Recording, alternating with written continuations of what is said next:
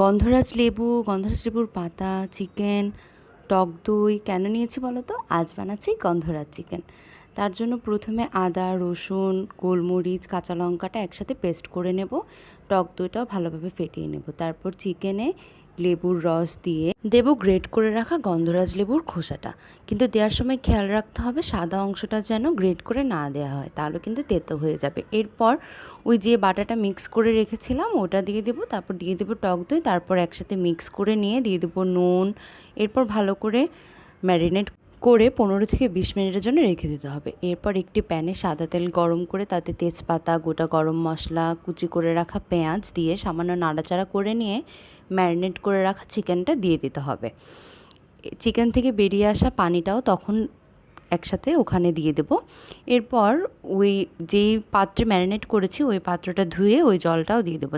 তারপর দেবো জিরে গুঁড়ো, সাদা গোলমরিচের গুঁড়ো, সামান্য লঙ্কার গুঁড়ো দিয়ে সামান্য নাড়াচাড়া করে নিয়ে দিয়ে দেবো ধনে গুঁড়ো। এরপর দেবো গরম মশলার গুঁড়ো। এরপর দেবো চিনি। তারপর খানিক নাড়াচাড়া করে নিয়ে ঢাকা দিয়ে রেখে দেবো। এরপর ঢাকা খুলে দেবো গন্ধরাজ লেবু পাতা, দুটো গোটা কাঁচা লঙ্কা দিয়ে ঢাকা দিয়ে 5 মিনিট রেখে দেবো। এরপর 5 মিনিট পর ঢাকনা খুলে সার্ভ করব গরম গরম গন্ধরাজ চিকেন। কেমন লাগলো আজকের রেসিপিটা জানাতে ভুলবেন না কিন্তু। ভালো লাগলে লাইক, কমেন্ট এবং সাবস্ক্রাইব করে পাশে থাকবেন।